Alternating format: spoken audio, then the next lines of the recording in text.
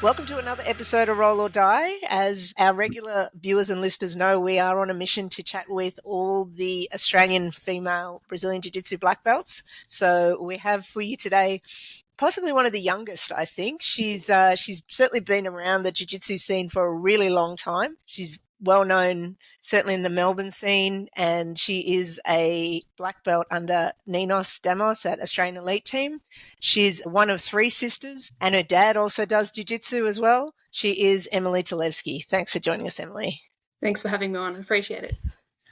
Yeah, I think originally we were looking to try and get you and your dad on together at the same time so we could, talk about that. But the logistics were just too difficult. Yeah. Like even trying to organise with you has been hard. So, yeah, here we go. We've got just you by yourself. Yeah. Maybe another time we can bring your dad on and have a chat with him either by himself or with you as well. So, yeah. And we can make this all about Emily. So that's perfect, actually. Exactly. Enough of these guys coming on. Come on.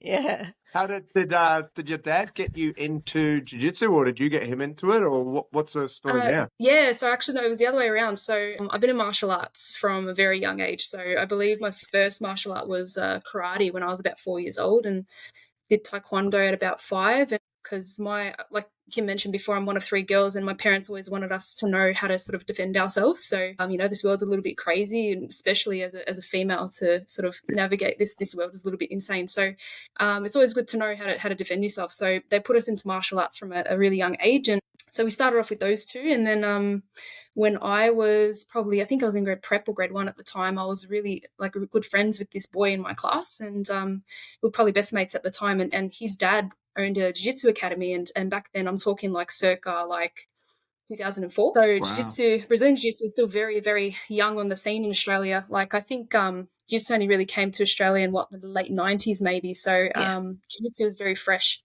here. And so his dad owned a jiu-jitsu school. And, I asked my parents if we can go, and they were like, yep, sure. So I started there. And so it was just me and my older sister at the time. So my little sister, she was still a little bit too young at that stage. So we started first and kind of roped my dad into it as well. Yeah, rest is history. Yeah, still doing it like 20 years later.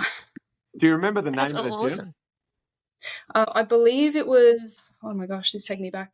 I think back then it was called Albion Self-Defense Academy. It's obviously no longer. I believe they became a Devine affiliate eventually. Okay. And I'm not sure if they're still operating or not, but back then it was sort of its own gym. Awesome. So like all those kids that I see where the parents come along and watch, like, was that your dad to start with? He was sitting there watching you guys doing the classes and then he thought he would join, or how did it happen? Yeah. So we've got 3 little girls begging you to get onto the mats. I think he had no choice at some point, one point or another, he kind of had to step on there himself. So for my dad back then, he was, at that point in time, he kind of wasn't really in the best shape. He was a bit of a smoker and like a lot of people starting out, maybe fitness wasn't the best. So as an adult going into that, it was probably a little bit more intimidating for him to step onto the mats than for us. Like, back then I didn't really think about it too deep. It was more of a chance for me to go and have some fun with my friends on the mats and roll around a little bit. But I can understand how maybe being an adult in his shoes, it would have been a little bit more intimidating to step onto the mat. So, but we got him there eventually, yeah. I think back then, I've obviously heard of jiu-jitsu being around back then, but the concept of kids classes back then to me is like that's pretty new. Like I'd never really thought of kids classes way back then. So were there many kids doing it? Like were there many in your class? Yeah, no, from memory, there was actually quite a few of us. Like we all sort of line up before obviously class, like any class does. And I think the way that I remember it, there was at least 20 kids in that class at the time. That's awesome. Which is pretty substantial. Yeah. Yeah. And so then how did you find AET? How did you transfer over to Australian Elite Team with Ninos? Yeah, so we decided to leave that gym for sort of certain reasons, and we went on a bit of a hunt to find somewhere that was, somewhere we could go train. And at the time, so because we were there for a couple of years, so by the time we were looking to leave there, jiu-jitsu was still very new as well. So it's not like how it is these days where there's a jits school on every corner. There are very like sort of few and far between. So we were sort of open to all sorts of martial arts at that point. So I remember going around and visiting even some boxing gyms and some kickboxing gyms and Japanese jiu-jitsu as well. We tried a little bit, and sort of through that process of looking around, we came across AET in Tullamarine. And I remember even hearing Ninos's voice on the phone for the first time. My dad was talking to him on speaker, and I'm like, this guy sounds like amazing. He sounds like just a really nice, genuine person. And so it was kind of by chance that we stumbled across him and, started training with him. And at that point, we kind of didn't really know which route we were going to take. So we were sort of doing Ninos's classes at AET and then also trialing out some Japanese jiu-jitsu at the same time at a different academy. And so we did that for a couple of months. And, my parents got to that stage, they were like, all right, so which way do you guys want to go? And we're like, nah, we have to go with Ninos. We have to go to AET. Yeah, so I've been there ever since.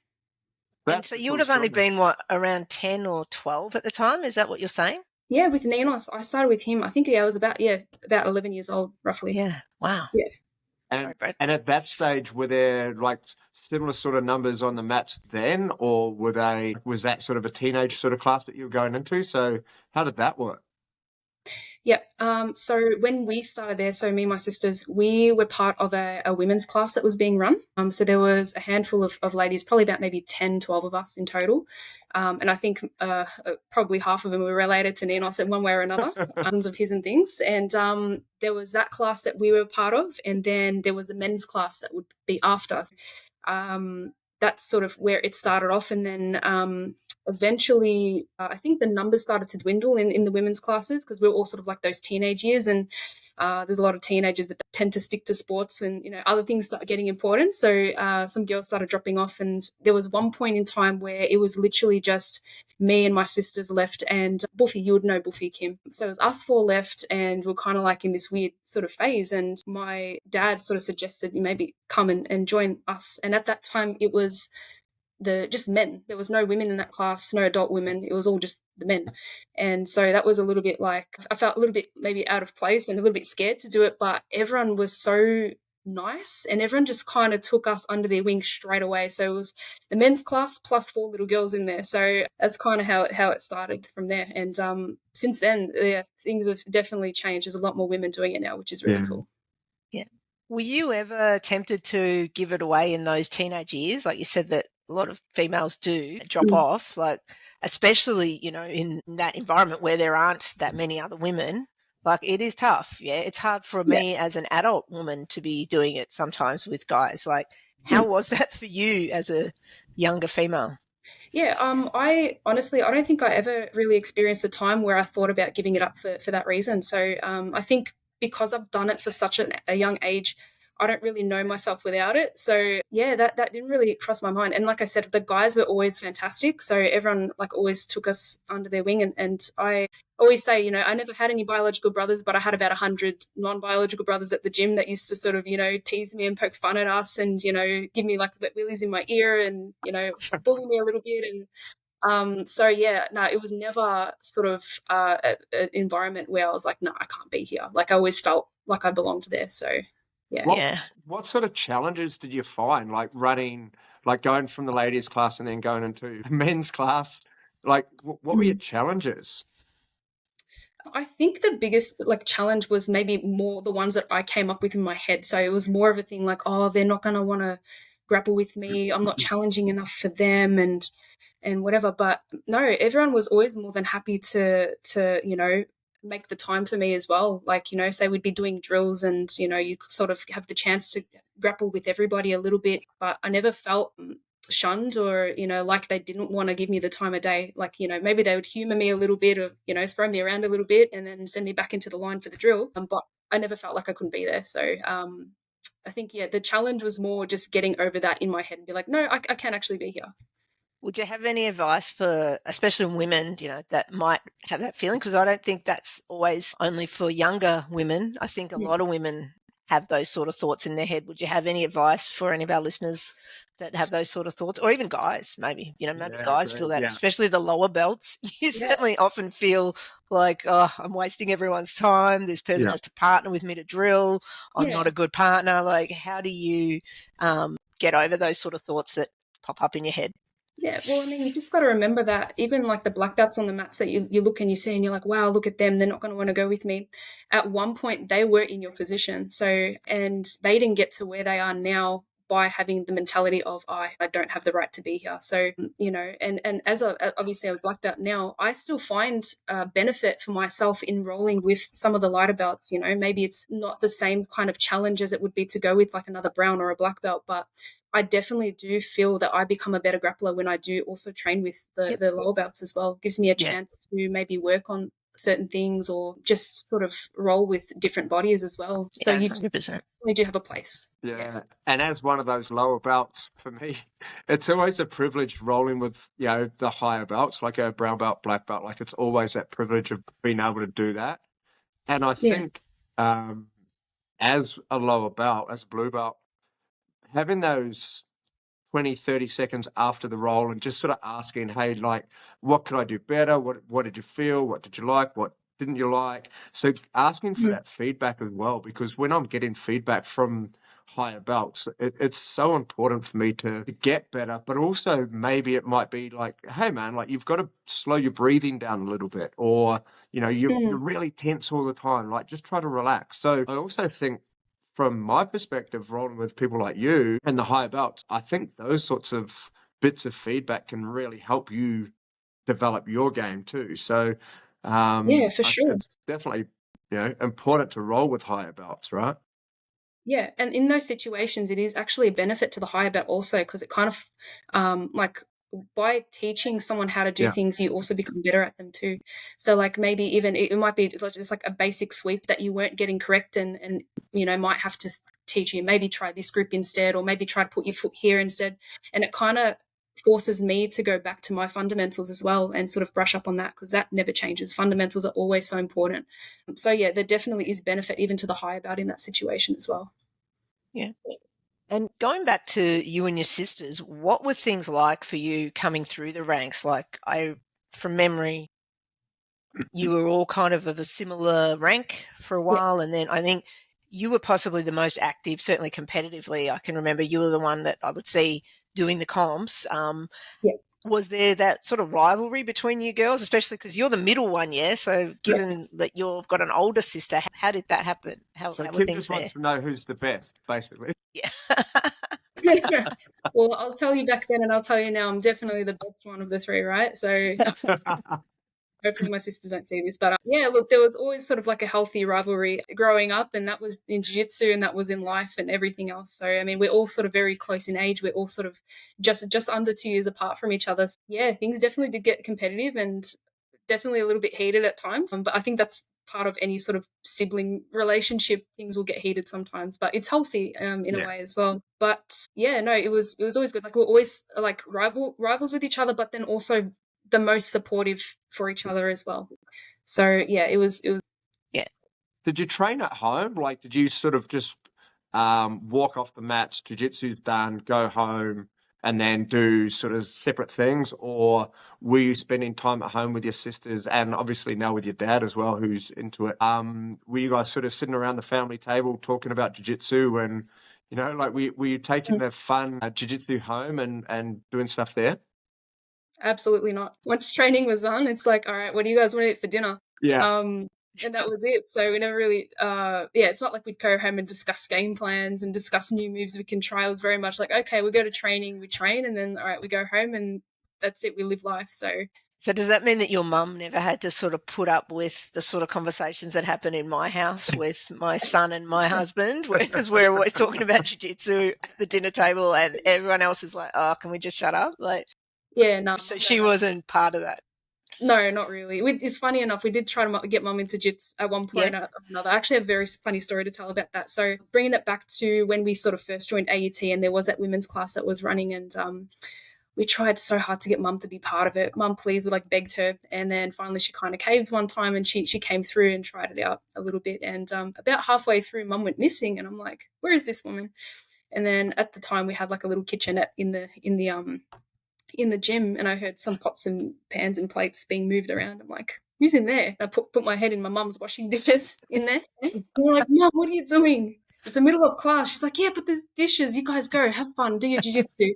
I'm like, all right, well, I guess jiu-jitsu is not for everybody then. So You'd rather be washing dishes than, unfortunately that's, yeah, so as much as we tried, no, mum never became a part of it in that way, but she's always been like, I think my mum could tell you everything about jiu-jitsu that anybody else would know. So, because she's been around it for such a long time, she's always at our comps, like all through the years. And, even when, I'm competing and stuff, she'll, like she's in my corner always yelling things, and yeah, it's nice. Yeah, for sure. With your mum coming, trying, and then wandering away to do the dishes, have you roped other friends in? Like, are there other people who you've sort of brought into jiu-jitsu? And if so, did they last? 'Cause I've been talking to one of my teammates, a guy called Ivan, so a lot of people would know Ivan. He's got a cool theory in regards to why people stay in jiu-jitsu, which I quite like. So I'll share that maybe a little bit later. But have you brought other people in, and did they stay? Honestly, off the top of my head, no. I haven't, like, I've recommended people to do jiu-jitsu, but I've never really sort of, tried to rope anybody into it, because I understand that it really isn't for everybody. So just thinking off the top of my head, no, there's no one, like family members wise and stuff. Like, I don't come from a particular sort of very sporty type family anyway. So like my family, they do like sports, but not like the type that would actually go and do like martial arts and stuff. So yeah, no, there's no one that I can really think of that I've brought to it in that way. But yeah. What's the theory, Brentos? So this is Ivan's theory, and it'd be better if he was explaining it. But his theory is along the lines of, if you walk into a jiu-jitsu gym by yourself, you're more likely to stay. But if you go along with someone, you're probably less likely to stay. Does he say why that might be the case? Interesting. I think if you're doing it by yourself, you're more invested in it, So by being invested in something, like for me, that was my path, right? So I had an interest so when I was a kid, Emily, I turned around to my dad and said, hey, like, I'd really like to do martial arts. He looks at me and just goes, just punch him in the nose, and then just walked away. Yeah. I'm like, that's not why I want to do like a martial art, right? So when I finally got I suppose the time and the drive to be able to do something, I was 45 when I started jiu-jitsu. At that age, it was literally, I went into this gym, by myself, and there was nobody who I knew really who was doing jiu-jitsu. I knew people peripherally, but I wasn't going with a friend, or anything like that. And so far, I've been lasting in it. And I've also got other people into it, and a lot of these people have done it for a little while and then kind of sort of went, it's not for me. So far, my pool of people with Ivan's theory, it holds up. So yeah, it's definitely interesting. It is. For me, like I roped a friend along to come to my first class with me, and she did that first class and then never came back. Yeah. And then I stayed. So I get it. Like, it's super intimidating, especially as an adult, like you're saying, Emily, to go in, especially as a female, to essentially a room full of sweaty men, roll around on the floor with them. Like, that's really scary. So yeah, it does. You sort of do want, I guess, that little bit of hand holding for a little while, but it's not for everyone. Like, it's what do they say? It's like a special kind of crazy person that does this. That's what we are. Yeah. Can you tell us, Emily, about getting your black belt? So you've had your belt for nearly a year now. Like, did you know it was coming? Tell us how. Yeah, no, that was really special. So, my jiu-jitsu journey has been a very long one. So obviously, I think they say the average person in jiu-jitsu can get their black belt roughly in about 10 years. I think that's about the average, right? Mine took me almost twice as long to get to that point. And I think it's because I kind of started from such a young age. Obviously, there's certain rules in our sport where, like, even to get your blue belt, you can't really get it till you're about 16. And so for a long time, like, I was training and stuff, but maybe not really allowed to kind of progress through the ranks as I would have if I wasn't maybe an adult starting in the sport. So getting my black belt was so special because of the length of time and the struggles of getting there as well. So I think I kind of had because we do big gradings at AET maybe about twice a year where a lot of belts get handed out. And I kind of had a feeling that maybe, I was going to be part of that next one. I was 4-stripe brown belt, and I was like, okay, maybe this will be mine and my so the way that we do it at AT, obviously you don't get told that you're being graded, you just kind of get thrown in there on the day and you're getting your belt, you know what I mean? So but obviously everyone around you gets told that you're getting graded, and I would say a lot of people are very bad liars. So I had a bit of a gist that I was going to be part of that next sort of group of people being graded. But yeah, it's very sort of special, and it was a very grueling process. We kind of I don't know if the grading process is the same from gym to gym, but basically we just get sort of smashed for a length of time, and you have to keep fighting, and fresh people keep jumping in on you, and then so my grading went for about an hour, I think, of just fighting through fresh people and just getting ragdolled for an hour, and then you come out of it a black belt. So yeah, no, it was a good experience. So Awesome. from blue belt, did you get your blue belt around about 16? No, I was actually younger. I got my blue belt, I believe I was still 14 at the time. Yeah, okay. And then what age? Emily did you and get I your black belt? faced off when she was blue belt. I can remember that. She had to lie and pretend she was 16 so she could go in the adult division. That's awesome. I've put it out there now into the public. That's right. Sorry. Good 12 years ago now, so I don't Yeah. think I'll get in trouble for it anymore. Yeah, no, it was a long time ago. You and I fought as I think that was a bit of a challenge as well. Being that young and obviously having no one else who was my level to sort of compete with, and being thrown into the women's categories from the age of 14. It's I think it forced me to sort of grow a thicker skin from a younger age. So it's a good experience. Sorry, I interrupted you. Sorry, you were answering that question, and it just made me remember that. Yeah, we faced off at blue. A long time ago. I don't think we've fought each other since, to be honest. That's it. No, I'm scared to go into the adult division now, man. Yeah. 10 minutes and you girls are all killers. No, I need to stay in the Masters. I think about forging my age again. I might make my birth certificate say 30 so I can fight for 6 minutes. No, don't. Yeah. I'm not ready to go again. There's benefits of being old, right? And 5-minute matches is definitely one of them. 5 is good, but also it can be not good, because 5's good if you just want a short cardio. But if you make a mistake in 5 minutes, you haven't got a lot of time to make it back up. Yeah. How are you finding those Thanks, 10-minute Tim. bouts? I noticed that Tim, when I was at World Masters, mate. I appreciate Not you rubbing it in. Thanks. No, I'm the same, man. I make mistakes all the time. How are you finding the 10-minute bouts? Did you? I'm trying to remember at Brown. I think you had a couple of injuries at Brown, yeah? So you didn't compete a lot at Brown? At Brown too, though. I did. Yeah, okay. I believe Brown's, 9 minutes? 8 minutes, yeah. Yeah, so 8 to 10's a big jump. It is, yeah. Yeah, I think personally, the sweet spot is probably about 6 or 7 minutes. I think that's enough time to, like you said, if you do mess up a little bit, you can sort of come back. So yeah, it's not too long either, where your gas tank's just gone.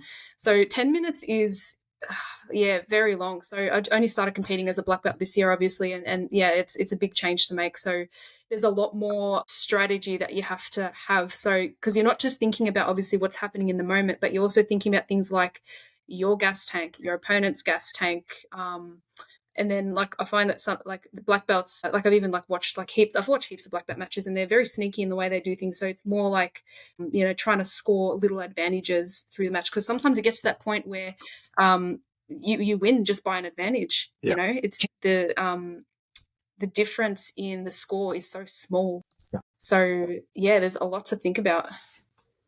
I really noticed that, actually, Emily. So I've just got back from the World Masters over in Vegas, and so many of the matches were, winning by one advantage, or, the other guy's got a penalty, and then they look active enough that they're not going to get a penalty, but they stall these matches out. And classic example was my coach Link. That's exactly what happened to him.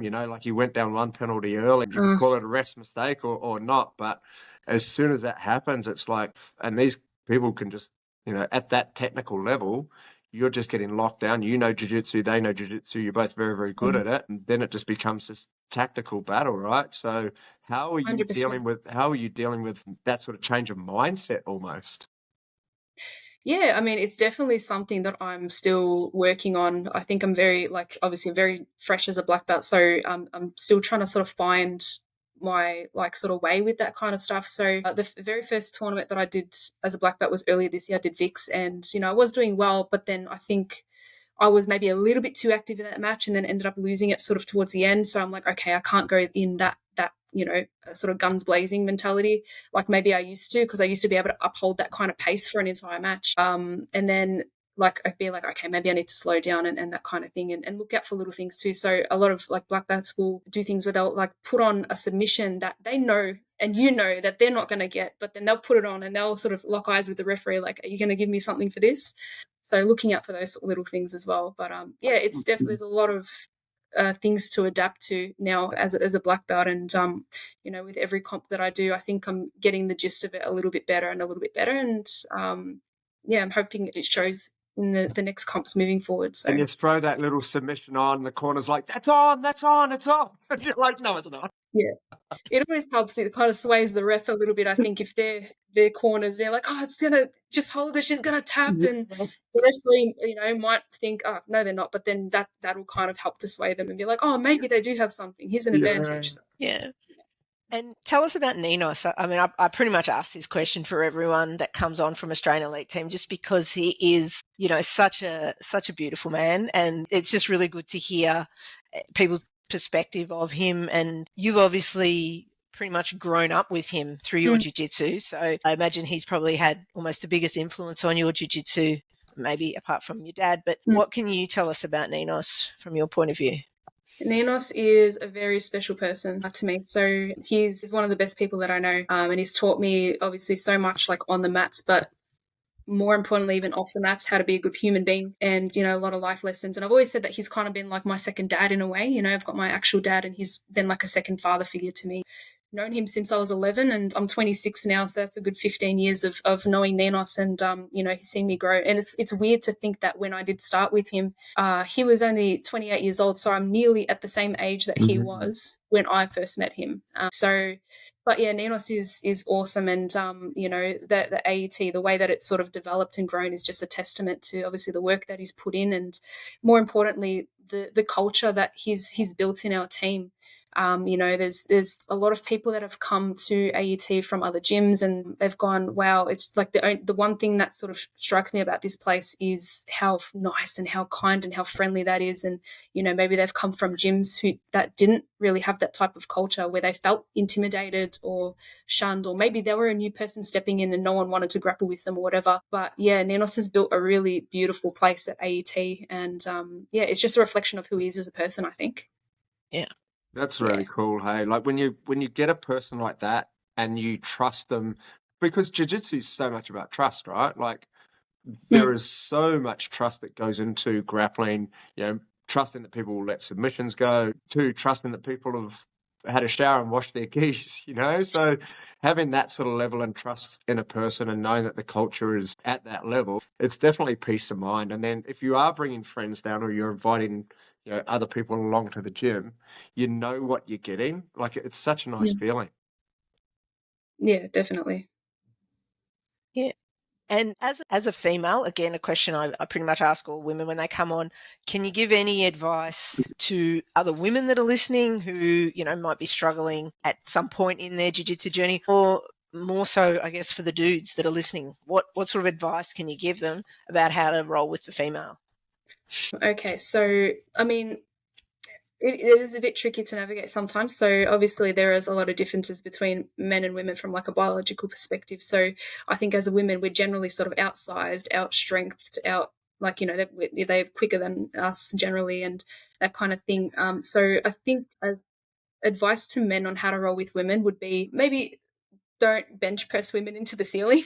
So if you can't get out of a position using technique, maybe then that's an indicator that maybe the technique needs to be scrubbed up on a little bit. So maybe just like it's actually not too different rolling a male than it is a female, but maybe just pull back on the strength a little bit, and generally that's enough to sort of even out the playing field a little bit more. But and then in terms of advice to women to roll men, it's sort of, don't be afraid of it. Most guys are, awesome. So I've had really good experiences with training with men. And, like I mentioned earlier, there was a point in time where it was literally just a handful of us girls thrown in with a big group of men, and we were all looked after. So like, obviously find a gym that makes you feel comfortable. And, if there is maybe someone that does make you uncomfortable, you can always say no as well. People forget that. Yeah.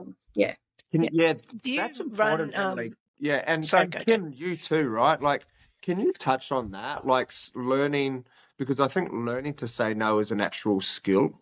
And it's something that people need to get better at being able to do. So do you both, like Kim and Emily, do you want to talk about how you handle something and how you kind of sit there and would say no to a role?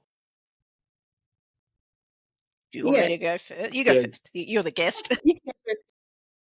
Okay. Well, look, it's tricky. It's a tough one, you know. Sometimes for me, I guess I take advantage of the fact that I am often one of the smaller people on the mat. So especially if they are a little bit bigger, I will use that as a, call it an excuse or whatever. I'll just say, look, sorry, I'm just sticking with people under 65 kilos today. Yeah. Or, sometimes I've got to be honest, I might even play up a little bit of an injury a little bit more, like, oh, my shoulder's really sore tonight, so I might give it a miss or whatever. And then, yeah, to be honest, there have been times where I've rolled with people, and I think it was probably only when I got to about purple belt that I felt confident enough to speak up to them to say, hey, pull back on the strength a little bit. And I think something I'll try and say to them is, take advantage of the time of rolling with a female to use your technique. Yeah. Because the reality is that you are stronger than me. And, even lower belts can probably outmuscle me and outstrength me, and use the time of being with me to use your technique so that when you do go against someone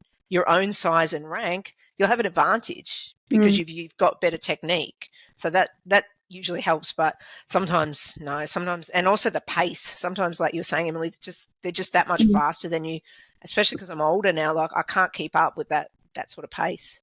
Yeah, for sure. I do find that one strategy that I've been using is just sort of giving away positions. So, for example, like when we are sort of in a group sort of drill and everyone's getting the chance to roll with everybody, and I do come up against someone who maybe is a little bit manic and really strong, and I feel like if I do try to match them, I'm gonna hurt myself. Yeah. I'll just sort of let them say pass my guard or something. I'll be like, oh, good job, you did really well, and I'll just get back in the line and forget about it. Yeah.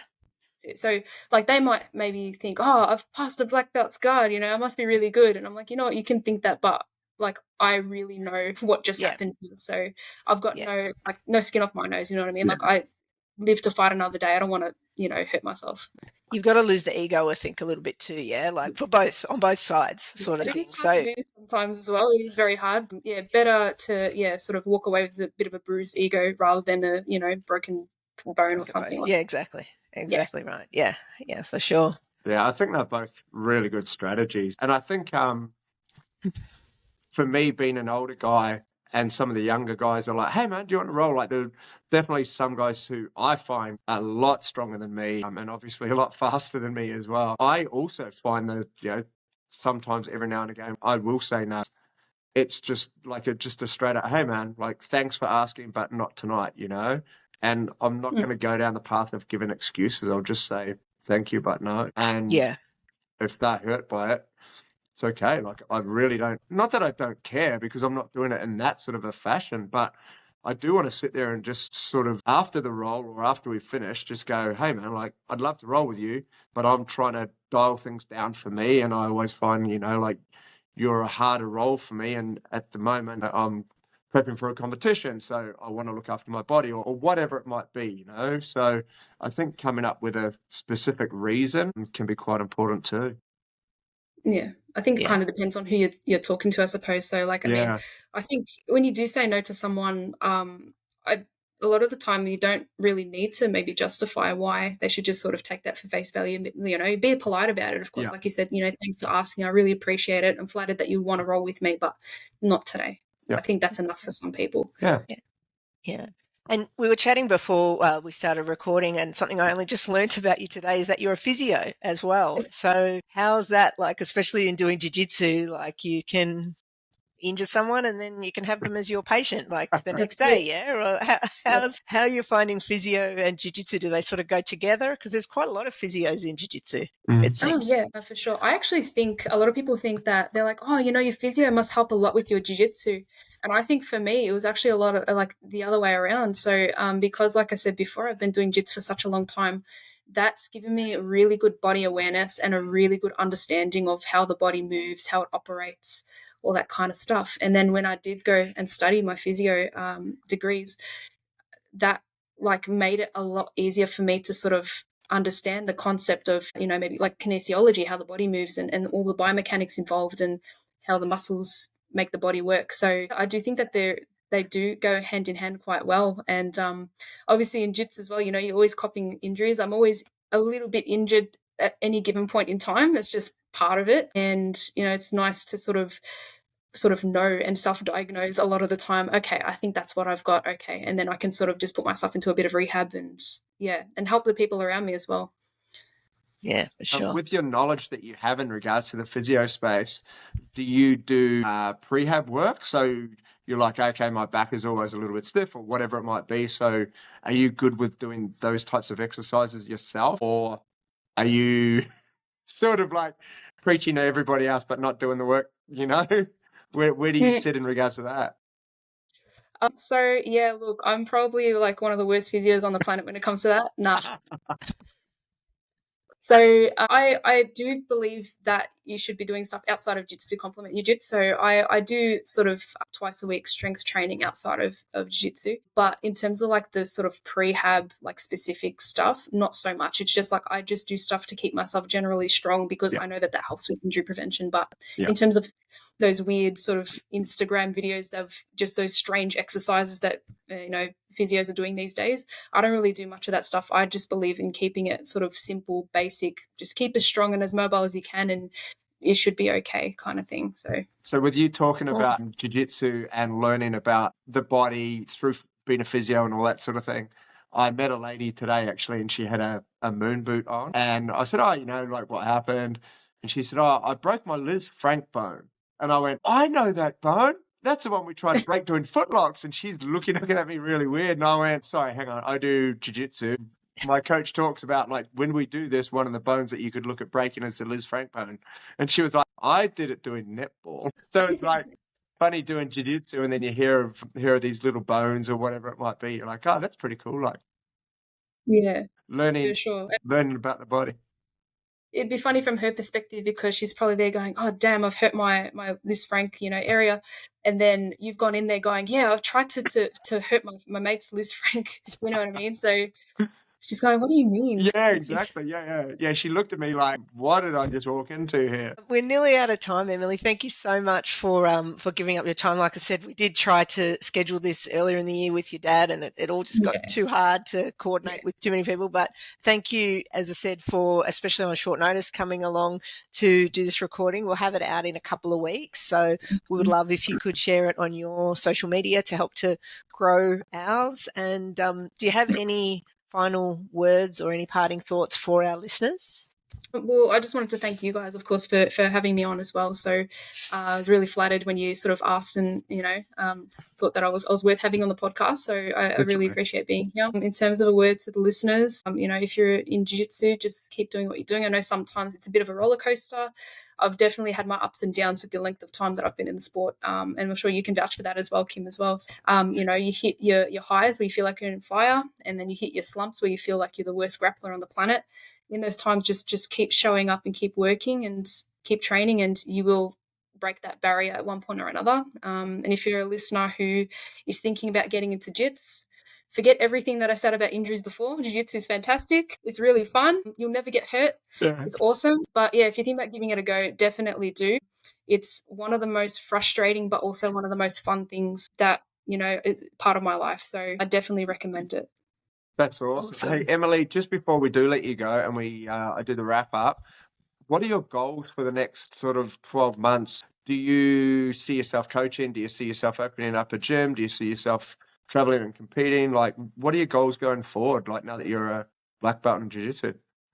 Yeah, I mean, I'm already running classes at AET, so I am one of the coaches for our women's team at AET, so I'm doing that once a week at the moment. So in terms of like aspirations with that, I think I just want to continue building our girls team up and providing them everything that I can, and I just want to keep competing and getting better. And in terms of opening gyms and stuff, maybe not in the short term, but who knows, in the longer term, maybe that's an option as well.